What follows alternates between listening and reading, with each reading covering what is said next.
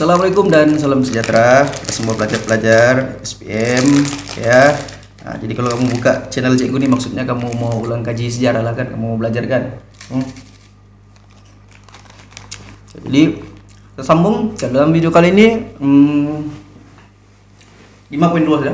5.2 perkembangan ide dan usaha pembentukan Malaysia ya.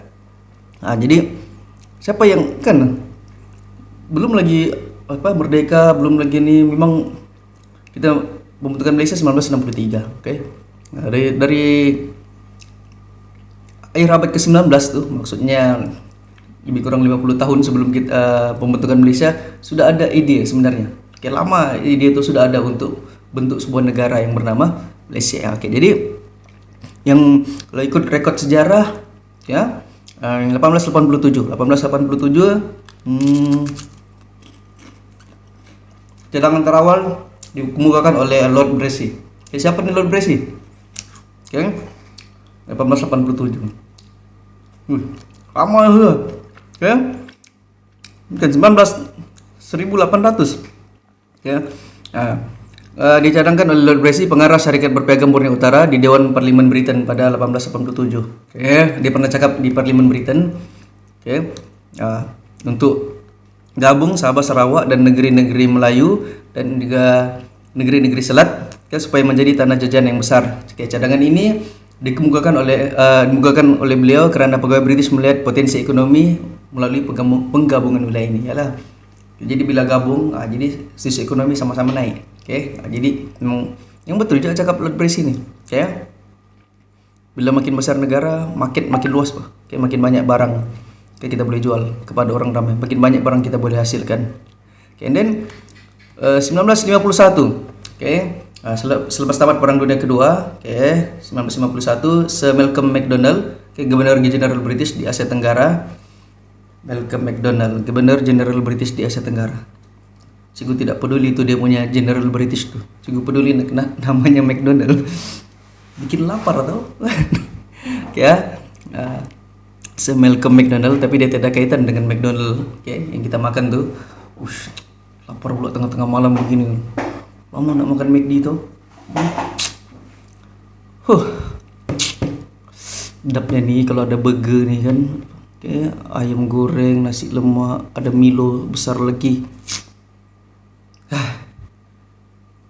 Pakcik ni tiada McD, kalau makan biskut saja. Okay.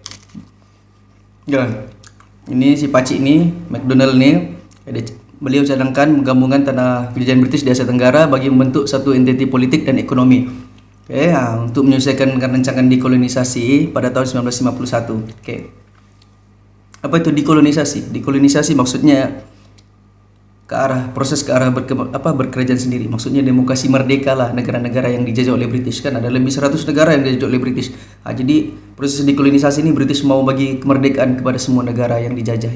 Okay, ya, jadi and then 1952, setahun selepas itu, Sir Gerald Templer, okay, Pesuruhjaya Tinggi British di Tanah Melayu, minta penggabungan wilayah ini disegerakan bagi tujuan keselamatan. Okay, jadi 1960 ada orang mesyuarat, okay, dan pegawai tinggi British Borneo pun setuju, Sarawak, Sabah pun setuju. Jadi tak ada masalah lah di pihak British. British memang mahu. Okay, and then 1960 Sir Geoffroy Tory, okay, Pesuruhjaya Tinggi British di Persekutuan Tanah Melayu mencadangkan penyatuan Singapura dan Persekutuan Tanah Melayu atas kepentingan ekonomi. Jadi ini Sir Geoffroy ni dia cadang Tanah Melayu dan Singapura saja dahulu. Okay, sebab kenapa Singapura special? Special sebab dia ada burger special. Astagfirullahaladzim, saya fikir lagi burger. Aduh. Special sebab Singapura adalah pusat pentadbiran British, okay, di Asia Tenggara ni. Pelabuhan perdagangan utama sampai sekarang pun sebenarnya British walaupun kecil begitu dia banyak buat duit sebenarnya melalui aktiviti perdagangan. Alright. Jadi 1960 pun sudah, okay, 1960 maksudnya Tanah Melayu sudah merdeka lah kan. Okay. Dan itu daripada pihak British. Tapi bagaimana pula ide daripada penduduk tempatan? Okay. Apa yang pemimpin tempatan cakap tentang pembentukan Malaysia ni? Okay, 1906, okay, majalah Al-Imam, okay, menggesa penyatuan raja dan orang Melayu. Bising je cicak ni. Okay, menggesa penyatuan raja dan orang Melayu dalam pendidikan dan pembangunan ekonomi di alam Melayu. Memang majalah Al-Imam Mereka kenal semua raja-raja Melayu dan mereka mau raja-raja Melayu ini gabunglah negerinya. Raja Melayu mau apa macam Kelantan, Terengganu, Perlis, Johor, Selangor, Perak, Kedah. Jadi mereka mau gabung. Raja-raja Melayu ini bergabung untuk sebuah negara, supaya majukan pendidikan dan pembangunan ekonomi dalam Melayu. Itu dari Al-Imam, majalah Al-Imam. 1938 pula, 1938 konsep Raja Melayu Raya diperjuangkan oleh nasionalis tanah Melayu. Contohnya termasuklah Ibrahim Haji Yaakob, Harun Aminur Rashid, Ahmad Bustaman, Isya Haji Muhammad. Ini semua nasionalis yang berjuang untuk melawan penjajah. Mereka punya ide adalah gabung tanah Melayu dengan Indonesia. Mereka mau gabung tanah Melayu ni gabung dengan Indonesia, tanah Jawa dan Aceh itu semua, Kalimantan. Gabung begitu. Tapi tidak menjadi kenyataan. Memang nasionalis Malaysia dan Indonesia pada masa itu rapat tidak jauh dipisahkan oleh Selat Melaka jadi mereka sentiasa berkongsi idea tentang ni ada. Pada masa ni sebelum 1920-an 30-an ni Malaysia dengan Indonesia tidak jauh, ibarat adik-beradik, ibarat satu negara. Bahasa pun apa semua kan sama, lebih kurang kan sama semuanya, agama pun sama. Jadi tidak masalah. Jadi memang adik-beradik lah. Tinggal gabung saja. Sebab yang memisahkan ialah Indonesia dijajah oleh Belanda. Tanah Melayu dijajah oleh British. Itu saja yang memisahkan mereka pada masa itu. Tapi hasrat untuk gabung itu tidak tercapai sebab Indonesia nasionalisnya lebih aktif melawan penjajah Belanda dan mereka merdeka lebih awal. Mereka merdeka lebih awal daripada kita. Jadi Indonesia merdeka 1945. Yang merdeka Indonesia saja. Melawan Belanda, tapi di tanah Melayu dijajah oleh British, masih dijajah oleh British. Sebab itu tidak dapat tercapai. Hasrat itu. Ini Dr. Burhanuddin Al-Hilmi ini. Orang ini banyak sumbangan. And the gang ini banyak sumbangan kepada pendidikan, terutamanya kepada orang Melayu. And then 1955, Tunku Abdul Rahman Putra Al-Haj dalam ucapannya di persidangan UMNO pada bulan Oktober 1955 mencadangkan Singapura, Sarawak, Sabah dan Brunei menyertai Persekutuan Tanah Melayu. Yalah, mungkin menyertai Persekutuan Tanah Melayu. Itulah istilahnya Persekutuan Tanah Melayu. Sebab Tanah Melayu memang sebuah persekutuan. Tanah Melayu memang sebuah persekutuan. Jadi masa itu belum merdeka lagi. Jadi ibarat semua negeri yang ada di Semenanjung itu adalah sebuah negara. Sebuah negara. Tapi bila sudah bergabung 1997 merdeka, negara itu menjadi sebuah negeri. Jadilah Persekutuan Tanah Melayu. Kerajaan Persekutuan Tanah Melayu. Alright. Itu maksudnya. Jadi Tunku Abdul Rahman mau Sarawak dan Sabah ini join sekali, menyertai, tambah anggota dalam Persekutuan Tanah Melayu. Jadi kalau ia menjadi kenyataan, jadi negara itu tetap Persekutuan Tanah Melayu. Itu maksudnya lah. Belum ada lagi idea pasal Malaysia pada masa pada yang Tunku Abdul Rahman cakap ni. Right?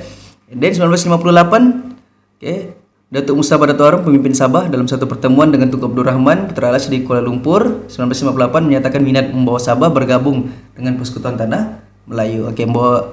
Bergabung dengan 1958 Tanah Melayu sudah merdeka. Jadi maksudnya Tanah Melayu sebagai sebuah negara. Negara persekutuan juga, sebab dalamnya ada banyak kan. And then Sabah pada masa itu pun sebuah negara. Jadi antara dua negara. Satu pemimpin negara Sabah dan pemimpin negara Persekutuan Tanah Melayu berjumpa dan bersetuju untuk bergabung. Itu Datuk Mustafa Dato' Harun. Arwah. And then 1960 Tunku Abdul Rahman Putra Al-Haj memaklumkan kepada Lord Perth, Persuruh Tinggi British, bahwa beliau berminat bergabung dengan Sabah, Sarawak, Brunei dan Singapura. Jadi British sudah mau, pimpin tempatan pun sudah mau, Perdana Menteri pertama Tanah Melayu pun mau. Jadi Sabah pun mau, Sarawak pun mau. Tidak ada masalah, tidak ada halangan sudah pada masa itu. Jadi apa rasionalnya? Apa sebenarnya? Apa dia kebaikannya? Pembentukan Malaysia ini, apa rasionalnya? Apa kebaikannya? Tentu ini masih menjadi perdebatan. Sampai sekarang menjadi perdebatan di universiti-universiti. Betul kan ni? Logik kan ni? Bukan berdebat mau bergaduh. Kita cuma mau huraikan kan, liberate fakta sebenar. Jadi terdapat Oke, beberapa faktor pembentukan Malaysia. Apa kebaikannya bentuk Malaysia, pembentukan Malaysia ini? Itu keselamatan, keseimbangan komposisi penduduk, dan percepatan kemerdekaan, dan juga pembangunan wilayah. Kita tengok satu-satu. Yang pertama, pasal keselamatan. Oke, dalam keselamatan ini ancaman komunis di Singapura. Oke, di Singapura ada banyak komunis-komunis. Oke, dari parti Kuomintang dari China. Jadi Singapura menjadi sasaran komunis. Kenapa? Sebab Singapura ini sebuah bandar yang besar, pusat ekonomi dan sosial. British yang jaga di situ. Jadi itu bahayalah. Jadi kita mau, kalau kita besar, kita ramai, kita boleh saling membantu, saling melindungi. And then perkembangan di Sarawak. Sarawak pun ada pihak ancaman komunis, melalui gerakan Clandestine Communist Organization (CCO). Jadi British dengan pernyataan Sarawak, kerajaan British harap dapat membendung ancaman komunis. Sama-sama kita lawan komunis. Itulah dia punya rasionalnya. Kedua, keseimbangan komposisi penduduk. Jadi begini, di Singapura ramai orang Cina. Tanah Melayu pun memang ramai orang Cina kan. Jadi orang Melayu risau nanti orang luar lebih ramai daripada orang Melayu. Orang Melayu akan menjadi minoriti. Jadi dengan pergabungan Sabah dan Sarawak, jadi Melayu dan Bumiputera ni, Sabah Sarawak ni akan makin menjadi majoriti lah. Untuk kawal komposisi kaum. Kita tidak mau yang orang tempatan sedikit jadi minoriti, yang orang luar jadi minoriti. Kalau dulu orang Cina dianggap sebagai orang luar, imigran. Tapi yang generasi seterusnya ini sampai sekarang kita bukan sudah orang luar, lahir di Malaysia. Belajar di Malaysia, bukan sudah orang luar. Kita tidak boleh cakap orang Cina balik Cina, mana boleh begitu. Yang orang China datuk nenek moyang orang. Tapi ibu bapa dan anak-anak mereka semua yang generasi kedua, ketiga, keempat, kelima, keenam ni adalah orang Malaysia. Jangan anggap pula mereka masih ni. Ini cerita dulu, kalau dulu. Kita mau kawal komposisi kaum. Alright. And then mempercepatkan kemerdekaan. Bagi pihak British, pembentukan Malaysia dapat merealisasikan rancangan dekolonisasi serta mempercepatkan kemerdekaan wilayah Borneo, terutamanya Sabah dan Sarawak. Walau bagaimanapun, kerajaan British perlu memastikan usaha ini mendapat sokongan daripada penduduk wilayah ini. Ada yang cakap tanpa pembentukan Malaysia, Sabah dan Sarawak tidak akan merdeka. Memang akan merdeka juga, cuma dia lambat sedikit, tidak masalah. Pada masa itu Sabah dan Sarawak walaupun masih di bawah tanah jajahan British, masih lagi berstatus tanah jajahan, Sabah dan Sarawak maju juga. Bandar-bandar besar maju juga. Jangan pula anggap masih belum merdeka, lambat merdeka, orang Sabah masih tinggal di pokok lagi. Sama ya. Kalau kamu tengok video Kota Kinabalu 1940-an, 1950-an, maju. Lengkap, ada bangunan tinggi-tinggi, ada jalan raya, ada banyak kereta, ada bandar-bandar besar. Majulah. Yang kalau di pedalaman itu memanglah. Jadi maksudnya sama, lebih kurang ya sebenarnya. Tahun 19 sebelum merdeka pun 50-an, 60-an, 70-an, Sabah dan Sarawak dengan tanah Melayu lebih kurang sama ya, dia punya pembangunan pun tidak masalah. Tidak beza pun sebenarnya. Jadi adalah orang komen-komen begini, kalau tidak Sabah tidak bergabung, Sabah Sarawak tidak bergabung dengan tanah Melayu, tidak merdeka. Tetap akan merdeka juga. Sebab ada namanya proses dekolonisasi oleh British. Alright. And then seterusnya pembangunan wilayah. Cadangan penyertaan Persekutuan Tanah Melayu, Sabah dan Sarawak, Singapura dan Brunei membentuk sebuah negara bertujuan agar wilayah ini dapat bersatu dalam usaha mempercepatkan pelbagai pembangunan. Sebenarnya idea ini kita mau kongsi Sebab setiap negeri di Malaysia ini masing-masing ada kelebihannya. Ada kelebihannya masing-masing. Dari sumber ekonomi. Jadi kita perlu kongsilah kekayaan itu. Contoh macam Sabah, Sarawak pada masa itu kaya dan kayu balak. Brunei ada petroleum, Sarawak pun kaya petroleum, Sabah pun sama juga. Di Semenanjung pun kayu balak juga semuanya. Pada masa itu perdagangan lagi. Jadi melalui perkongsian ini, kita dapat saling bantu. Seperti kita berkongsi, kita bersekutu dan kita berkongsi supaya bila kita besarkan, kita senang bekerja sama untuk membangunkan negara. Boleh, tidak masalah. Sabah boleh jadi negara sendiri, Sarawak boleh jadi negara sendiri. Yang Persekutuan Tanah Melayu jadi negara sendiri, tidak masalah sebenarnya, boleh. Tapi lebih baik kalau kita bergabung, kita bersekutu, kita bentuk sebuah negara yang lebih besar. Kalau macam Brunei, Singapura kecil ya kan. Mereka kaya tapi negara mereka kecil saja. Penduduk mereka sedikit saja. Memanglah kita nampak mereka kaya, hasil bumi dorang banyak, hasil perdagangan mereka banyak, oh ya, rakyatnya hidup senang lengkap semuanya kan. Tapi negara dorang kecil saja kan. Ada yang cakap, biarlah kecil, kami mau hidup senang gitu. Janganlah tamak kan.